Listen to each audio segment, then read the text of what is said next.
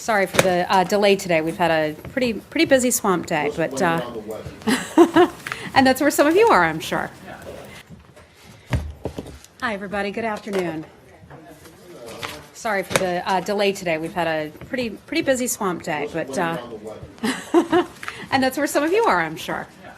Okay, a couple announcements to bring you before I take your questions. First, I'd like to address a meeting that I was able to have yesterday with some incredible women who are from the Committee to Protect Journalists. They were the winners of the International Press Freedom Award, and they joined me here at the State Department yesterday to share some of their stories. These women were incredible representatives of your profession. They were from Venezuela, Vietnam, and the Philippines. I spoke with them about some of their experience that they have faced and also that their family members have faced as a result of their chosen professions. They shared with me their stories of harassment, the threats that they have received, the intimidation, the detention, and their kidnapping, all faced and that they suffered just simply for doing their jobs. For many of these journalists, this kind of treatment is ongoing. One of the awardees was named Maria Reza. She's from the Philippines. She was unable to travel to the United States because of legal challenges to her website by the government. We also discussed the threats to journalists and human rights defenders in other countries, including Tanzania and also Egypt. As I've said from this podium many times before, my colleagues and I at the State Department believe very deeply and the right to a free press that is essential to transparency and also accountability. I appreciate working with you most days. No, each and every day. It is a real honor, and I think you know I mean that very sincerely. I know some of you had an opportunity to meet these ladies earlier today, so thank you for taking your time to meet with them and hear about their stories, and I know that they were very grateful for that. Next thing, our Principal Deputy Assistant Secretary for the Bureau of Oceans and International Environmental and Scientific Affairs, Judith Garber, and the Libya Ambassador, Wafa Bugajis, marked the 10-year renewal for the U.S.-Libya Science and Technology Cooperation Agreement with a signing ceremony that took place here yesterday at the State Department. That renewal provides a framework to strengthen the bilateral cooperation in STEM fields. It ensures open data practices, extends U.S. norms and principles, and also protects Americans' intellectual property. The State Department will continue to support programs that provide new opportunities to talented youth and STEM leaders in Libya, including through the Fulbright Student Program, the Professional Fellows Program, the Tech Women's Scholarship, and the U.S. Libya Space Camp Scholarship. Since the signing of the original agreement in 2009, the Department has supported the participation of more than 75 Libyans on exchange-focused STEM subjects. So we're pleased to welcome them. Last thing is a staffing announcement, and we've been hard at work getting our team on the field, as we often say here. I have two additional staffing announcements to bring you today. The first is our new Assistant Secretary for Legislative Affairs. Her name is Mary Elizabeth Taylor. She has now started and has been sworn in. Ms. Taylor comes to the State Department from Legislative Affairs at the White House. Previously, she served in the office of Senate Majority Leader Mitch McConnell. She worked on the Senate floor as a senior cloakroom assistant and also as the acting as liaison between the minority and the majority leadership in order to negotiate agreements on legislative and executive matters. Next, I'd like to announce the addition of Mary Kissel. She has joined us from the Wall Street Journal. Many of you may have known Mary during her 15 years at the Wall Street Journal, and we could not be more thrilled to have her on board as well. Mary will be working for the Secretary as a senior advisor to the Secretary for policy and strategic messaging. While at the Journal, she also served as a member of the Journal's editorial board. So we're thrilled to have her on board. She's also an expert on Asia, and we look forward to introducing you to both of them in the near future. And with that, I'd be happy to take your questions. Great. Thanks, Heather. Before we get into the news of the day, I want to ask you a question about your first topper there in terms of the journalists who are here with the Committee to Protect Journalists. You're right. We did get a chance to talk with some of them, and as did you. And while we all appreciate the message that you send or you deliver from this podium every day, are you not at all concerned that message gets diluted a bit when you see what's going on at just up the street at 1600 Pennsylvania Avenue, where there is essentially a full-on war between the president and one particular reporter in the White House is trying to. I understand where you're going with this. I think we have to keep this. Or is there a concern that your message of support for journalists, both here and abroad, more importantly abroad, perhaps, is somewhat diluted or somewhat hurt by what's going on and the rhetoric and the language that comes out of the leadership in the White House? I know where you're going with this question, so let me just stop you and answer it there. No, and here's why. In the United States, journalists are able and allowed to freely practice their profession. We see that each and every day. Administration officials and others across the country sometimes take issue with incorrect, inaccurate reporting. We've had these debates often here. That is one thing. Journalists can do their jobs in the United States. These women, their family members have been detained, some of them. They've been forced out of their professions entirely. Some of them have been forced out of their countries, and as you all know far too well, some journalists have been detained, sentenced to many years in prison in other countries. So I think the situations are entirely different, and I would encourage you all to keep it into perspective. How journalists are handled and treated here in the United States versus the very real risks that they face overseas. You would try and do this by trying to change that. I am not suggesting in any way that the threats and the prosecution that these people who you hosted, who you met with, is similar to what, or is it in any way like what is those of us in this room deal with. I am asking you if you are concerned at all that your message of support for them, for these journalists who you just hosted, is diluted or hurt or may not resonate as much as it did because of the situation that we see here in the United States. I am not trying to compare their situation to our situation. I have seen how when we speak about the cases of some of these journalists, how much it has helped them, how much it has helped them in their home countries. Sometimes we don't speak about their cases when we think that speaking about their cases could hurt their cases. But I have seen firsthand how speaking to the realities that they face in their given countries has assisted them, has encouraged governments across the world to treat journalists better, to stop doing things like taxing them out of business, stop detaining them, and things of that nature. So what we do here at the State Department in speaking out in support of freedom of speech has helped people, and I continue to believe that that does help people. Right. Okay? So, once again, I want to ask you about the sanctions that were imposed. Okay. Just really quick on this issue. Okay. I mean, Because true, if you all would true. like to make this all about you and not talk about other things today, we can do that. We cannot compare how journalists conduct themselves in this country to other countries, but certainly you must agree that many of your close allies, very close allies, mistreat journalists, put them in prison, persecute them and so on. And, you seem to maybe issue a statement. I mean, I don't want to name countries, but you probably know what I'm talking about. You seem to issue a statement and stops there. So, you hold like foreign journalists in a different standard. I disagree with that because much of what we do, you know this, Saeed, all of you know this, much of what we do is behind the scenes. And some people may think, oh, the State Department isn't doing enough on this case or that case. I'd encourage you to go back and talk to your editors because we've helped some of your very own colleagues. We won't speak about it. We'll be discreet about it, but we continue to do that, and we're proud of our work. That's what we do on behalf of American citizens and journalists who in some instances are not American citizens. Say one thing. Go ahead, Gardner. Countries around the world, these dictators are use fake news as a rallying cry for oppression of journalists, directly echoing the President of the United States. But you know that what? does not cause you any concern? You know what? Since having taken this job, and I'm a former journalist myself, I have been disheartened, and I didn't believe it until I got into this role and started working with reporters each and every day. You all are a great group. You know that. I respect to the nth degree what you do for a living. And I think we always have fair and honest exchanges of ideas, our concepts, our values, our policies. I have seen since taking on this role inaccurate and sloppy reporting. Sometimes I think it's intentional because of bias. Other times it may just be someone's naivete. And so when the president has spoken about fake news, when other world leaders have spoken about fake news, there is such a thing. We have experienced that just this week.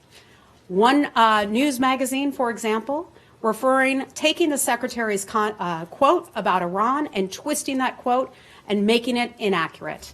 That information was used by the Iranian regime, for example, and I can give you all the details, for its own propaganda purposes. So fake news, I hate to say, but is a real thing. It is a real thing, Gardner. I'm sure you've seen it. Others have. You all have had to make corrections at many of your publications, yours included, in the past for inaccurate and sometimes biased reporting. I didn't want to get. This isn't about us, but you mentioned that. So, do you think then that anyone that you accuse of fake news is an enemy of the people? Is that the position of the State Department as well? Matt, I don't think that news reporters are the enemy of the people. What I do think is very dangerous is when the news is dishonest. When you report, not you, but when journalists report false information, and I've seen it come from the highest levels of news organizations where I've had to pick up the phone and call the president of unnamed news organizations who have been unwilling to change their headlines or to change their stories despite facts to the contrary. That has to stop. And when I spoke to these women yesterday to hear their stories about what they do each and every day, they are the best of what journalists should all aspire to do. And I hope we can all keep that in perspective, fact-based reporting. And I think that's why the president and others in this country and other countries around the world become very concerned when reporting is taken out of context, is inaccurate, or is biased. But you don't agree with the idea that someone who does that, whether intentional or not, is an enemy of the people? Matt, I'm not going to get into this. Right, I think we've good. addressed it enough. If you'd Good. like to I make this agree. entire briefing about the profession of the news business, we could do it, or we could take it over to the museum and have a conversation. Can I ask you about the sanctions that were imposed on the 17 Saudi officials Yes, you today? may. So the reaction to this from various members of the Hill, members of Congress, has been, well, okay, this is a good first step, but it doesn't go nearly far enough. And I realize that the Secretary in his statement said, we're going to continue to uncover the facts, and as we do, we'll act appropriately. But can you say, are you able to say now that this is not the end, that there will be something more substantive? I don't want to say these are substantive, but something more that will come as the case against these people and perhaps others in the future continue? We rarely preview sanctions or other activities. You all are well aware of that. The Secretary has addressed this in a general sense and has said that this is not the last that you have heard from the U.S. government on this very issue, the killing of Jamal Khashoggi. Today, in conjunction with the Department of the Treasury, we put out a statement, as did Treasury, imposing sanctions on 17 Saudi Arabian individuals for serious human rights abuses resulting from their roles in the killing of Jamal Khashoggi at the consulate of the Kingdom of Saudi Arabia in Istanbul, Turkey on October the 2nd. That action was taken under the authority of Executive Order 13818, which implements and builds upon the Global Magnitsky Human Rights Accountability Act. As a result of that action, all of the individuals' assets within U.S. jurisdiction are blocked. U.S. persons are generally prohibited from engaging in transactions with these individuals. At the time of Jamal Khashoggi's killing, these individuals occupied positions in the royal court and at several ministries and offices of the government of Saudi Arabia. The United States government goes on to list the names of those sanctioned individuals. If someone has not received this notice, you can certainly contact our press office for this, or the Treasury press office. Global Magnitsky Act empowers the United States to take significant steps to protect and promote human rights and combat corruption around the world. Our action today is an important step in responding to Jamal Khashoggi's killing. The State Department will continue to seek all relevant facts. We will continue to consult Congress and work with other nations to hold accountable those who are involved in his killing. Yeah. But can you say that you are satisfied that in terms of the seniority of officials, that it stops where it stops, or is it still an open question? It could still, those to be punished or to be sanctioned, it could be higher level than what has already happened. So let me respond to your question this way, because the Saudi government made an announcement today. We regard the announcement that they made as a good first step. It's a step in the right direction. It is an initial investigation finding. It is important that those steps continue to be taken toward full accountability. We will continue to work diligently to ascertain the facts. The Secretary has talked about the importance of gathering data from various sources. That's something that the U.S. government continues to do. That data will then help inform the decisions that we end up making and taking in the future, and that's in part how we arrived in conjunction with Treasury at the global Magnitsky sanctions of those Saudi individuals. Okay. Okay. Michelle, go right ahead. Hi. Are you satisfied with the findings? The Saudi prosecutor. Well, that's why I say that this is an important first step, and that this is also an initial finding of its investigation.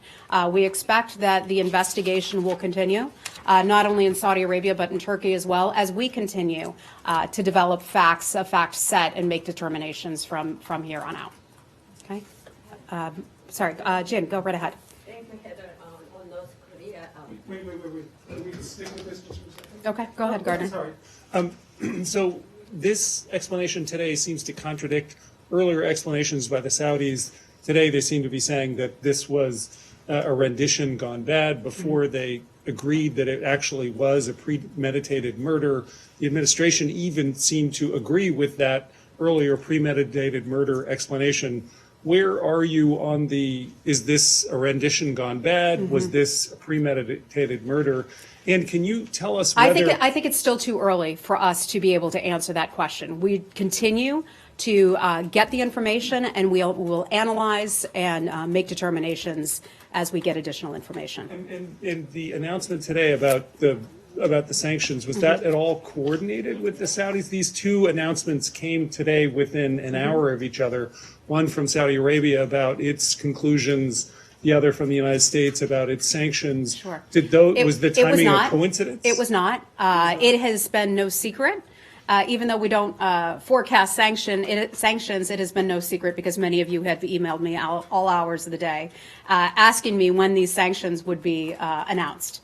So the U.S. government and some officials have spoken to this, so it's no surprise that something of this sort was coming out and would be announced today. You've explained repeatedly in the past that sanctions take weeks, months, and even years. In fact, it depends on the level of complexity. And I'm not a sanctions expert, so I'm not going to try to be one. But in having talked to a lot of my colleagues who are more technical experts on this matter, for example, when we talk about CATSA, a very different kind of instrument of sanctions.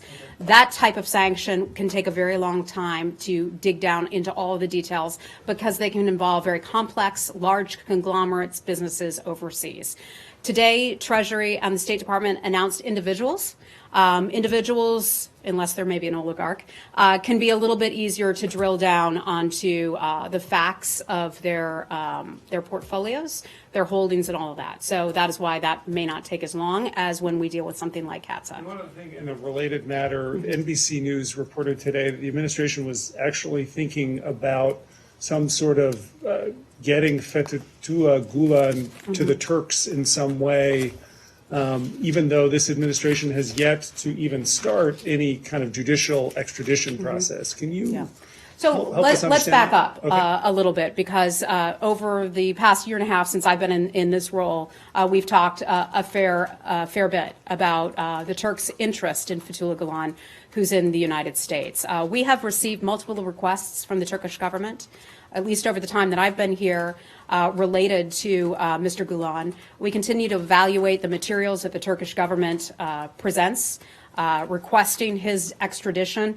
This is wholly handled out of the Department of Justice, so I'd have to refer you to the Department of Justice for information on that. But I can tell you these issues are unrelated. I've seen some news reports where people are trying to conflate the two.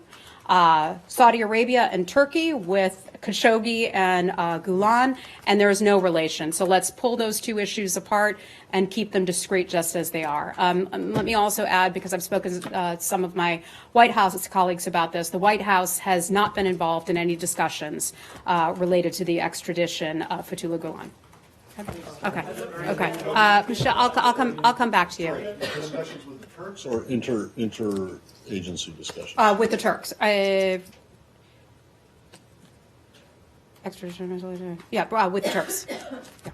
Okay, yeah, go right ahead. Thank you very much. on the Palestinian issue today marks, Michelle, I'll come back to you. Let me just try to get around the room a little bit. 30 years ago, the Palestinians recognized Israel and its right to exist and as a state.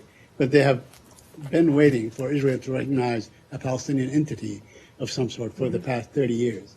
And, meanwhile, the occupation goes on, the settlements go on, the arrests go on, and so on.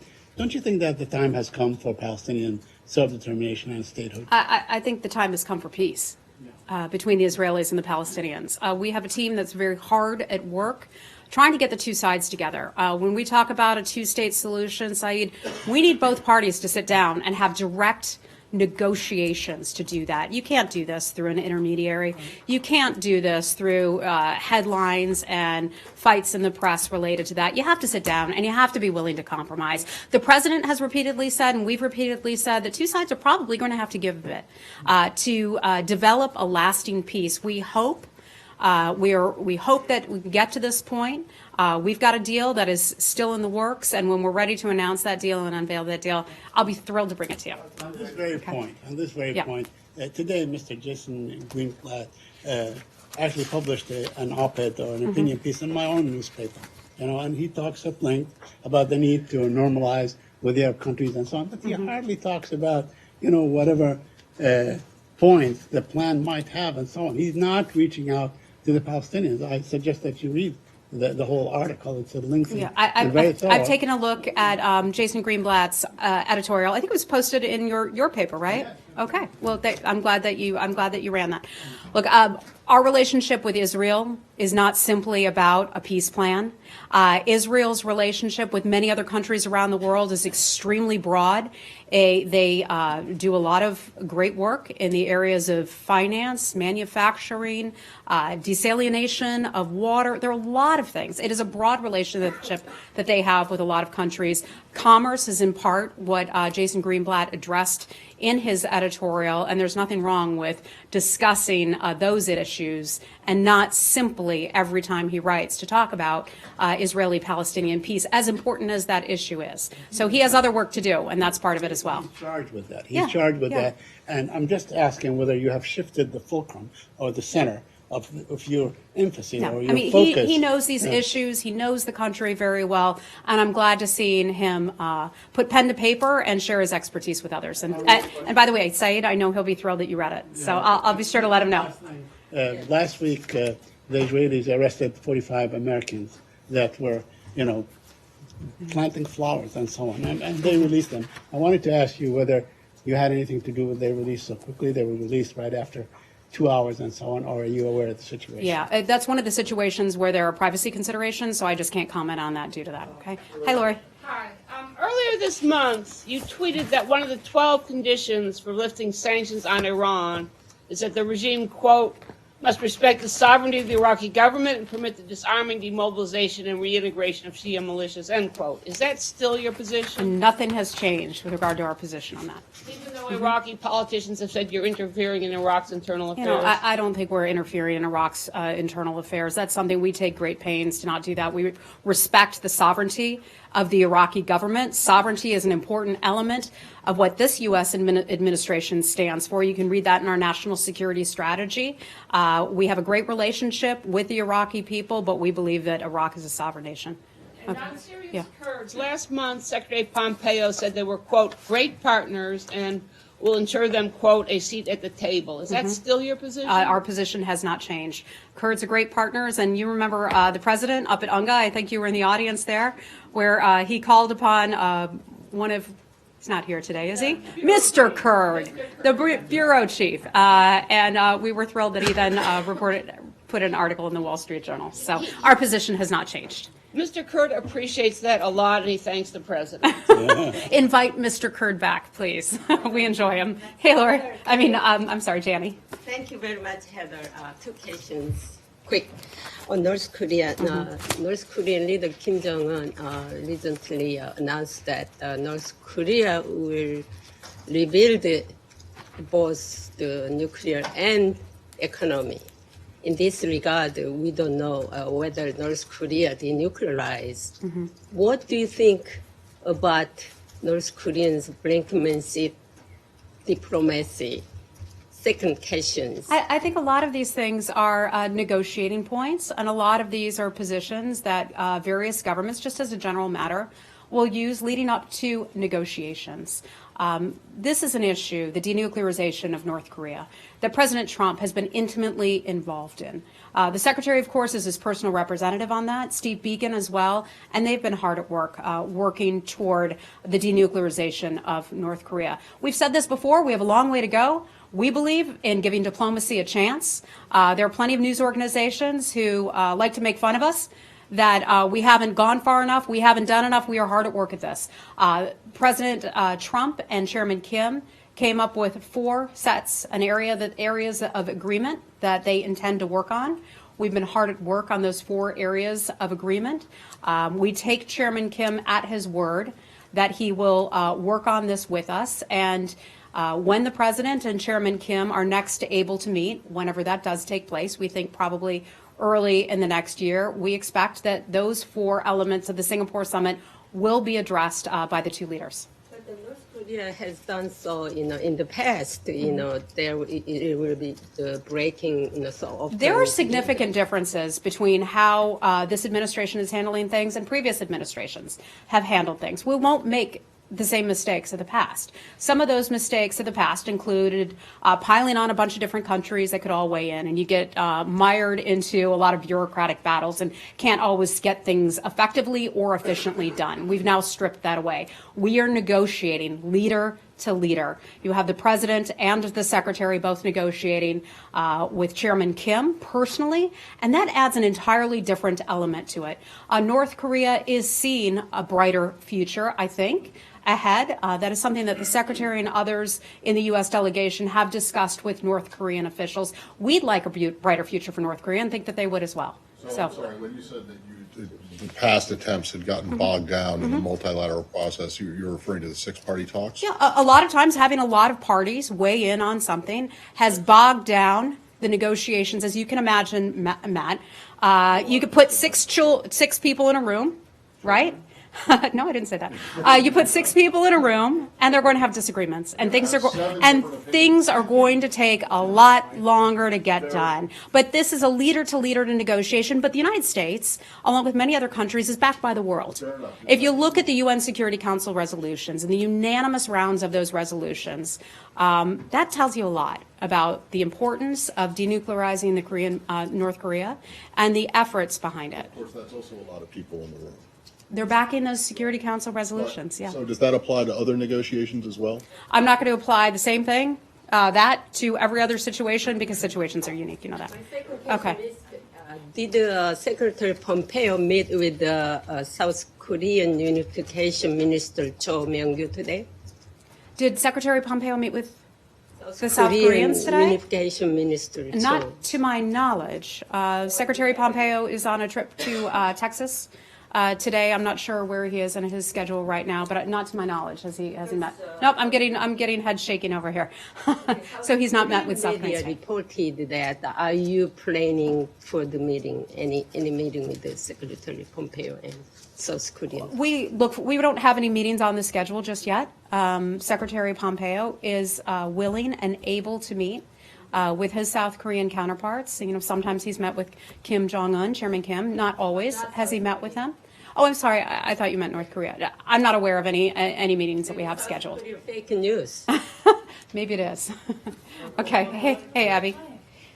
Do you have any information on the death of an American recently, Patrick Braxton Andrew, in Mexico? Yeah. I can only tell you that we can confirm the death of a U.S. Citizen in Mexico. Taylor Meyer was his name. He died in Playa del Carmen, Mexico on November the 9th of this year. We would like to offer our deepest condolences to his family and his friends.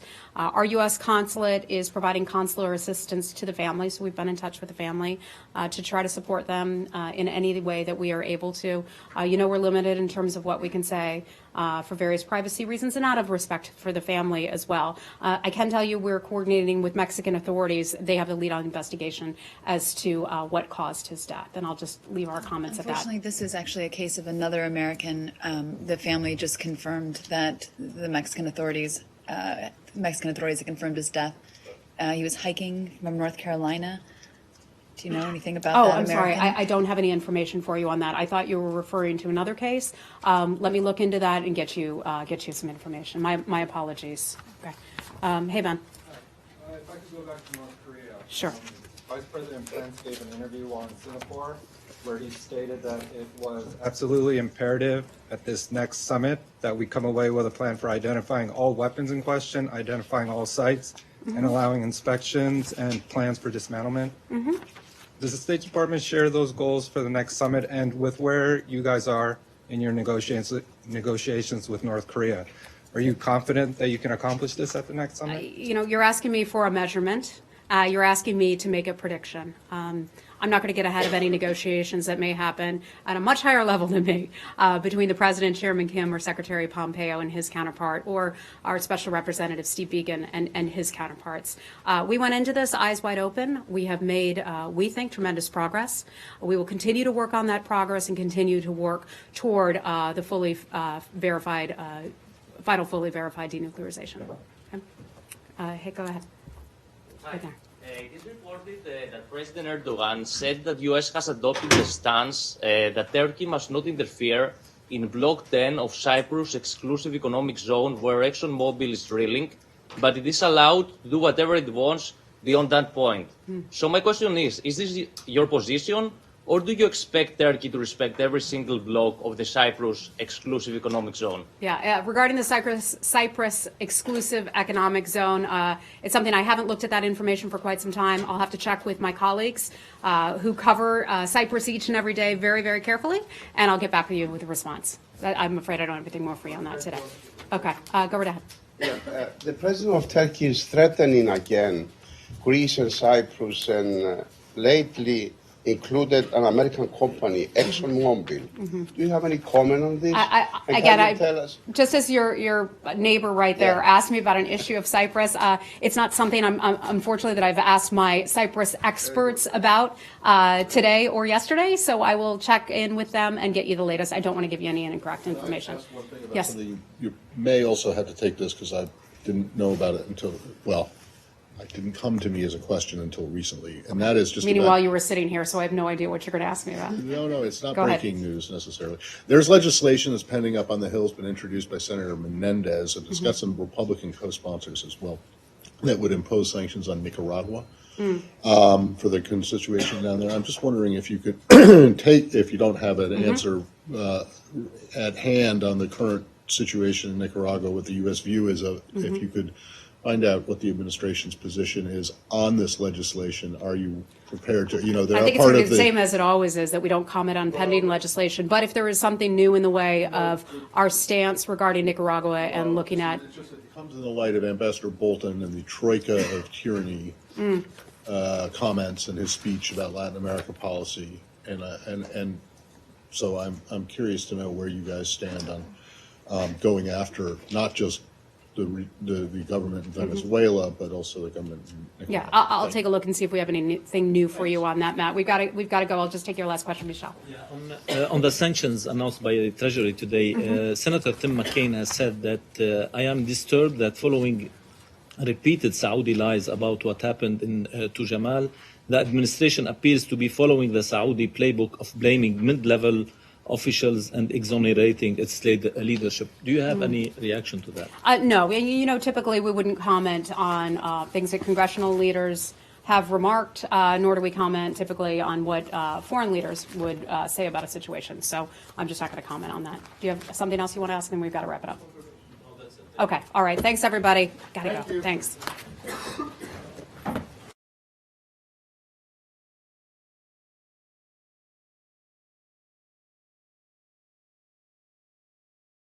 All right, folks, thank you very much for joining us and choosing us as your stream of choice. Heather Nauert at the State Department did a very good job, especially at the beginning, talking about fake news.